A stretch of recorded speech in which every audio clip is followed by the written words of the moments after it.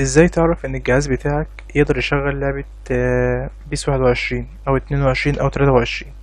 على حسب اصدار لعبة البيس اللي عندك.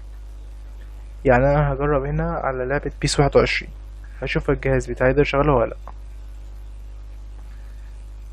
هتك على settings، مواصفات، هنشوف مواصفات تشغيل اللعبة.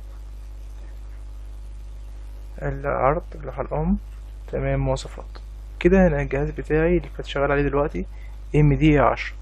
كده اديلي كل حاجة سيء. البروسيسور سيء، مفيش غير الرام دلوقتي دي موافق. بس سيء ديت اللي مش معنى ان هي ما تشغلش اللعبة. سيء دي بمعنى ان هي مش الكفاءة، عايزة كفاءة أعلى من كده.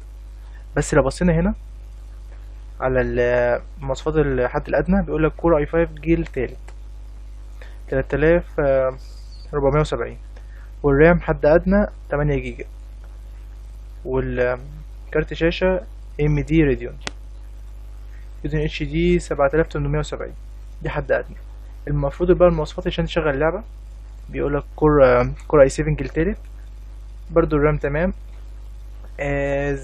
كارت شاشة AMD R9، ومفروض عندك يكون عندك برنامج دايركتور 11 بدايركتور 11 تشغل اللعبة.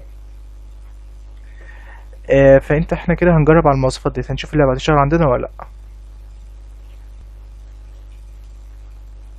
هي تلاقيها بتاخد وقت في الدخول شوية، تلاقيها تاخد تقريبا 30 ثانية أو دقيقة عشان تدخل. كده دخلنا على اللعبة، كده اللعبة فتحت معانا عادي جدا، على الرغم ان كانت مدية مواصفات الجهاز سيء في كل حاجة الا الرام. كده مفيش اي مشكلة حتى في الدخول، مفيش اي مشكلة فيها، تحميلات اللعبة عادي جدا. هي اصلا العاب هي اصلا لعبة بيس 21 بعد كده الاصدارات اللي بعد كده مفيش جهاز هيقدر يقوم بيها، عشان لعبة بيس 23. كده اللعبة اشتغلت معانا، مفيش اي مشكلة. حتى نجرب ندخل ماتش عشوائي.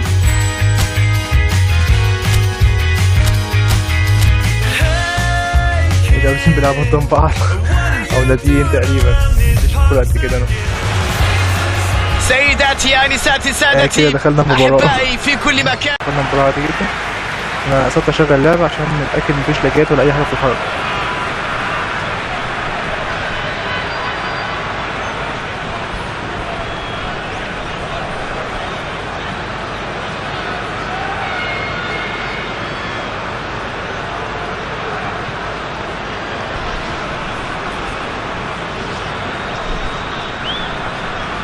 هذه التمريرة الطولية نطلع من اللعبة.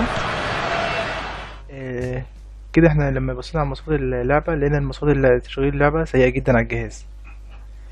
فهو مش كل جهاز هيشغل اللعبة، على الرغم ممكن يديك كل مواصفات سيئة وما تشتغلش. ديت الحل بتاعها. عشان تعرف الحاجة ديت لازم تعرف مواصفات الجهاز بتاعك. هبص تاني هنا اهوت، لازم تكون تعرف مواصفات الجهاز بتاعك الأول. كده دخلنا نبص على مواصفات الجهاز، كده هنلاقي البروسيسور زي ما هو قال AMD 10 برو جيل 7. دي مواصفات الجهاز، على الرغم كان بداية سيئة بس اشتغلت على اللعبة عادي جدا.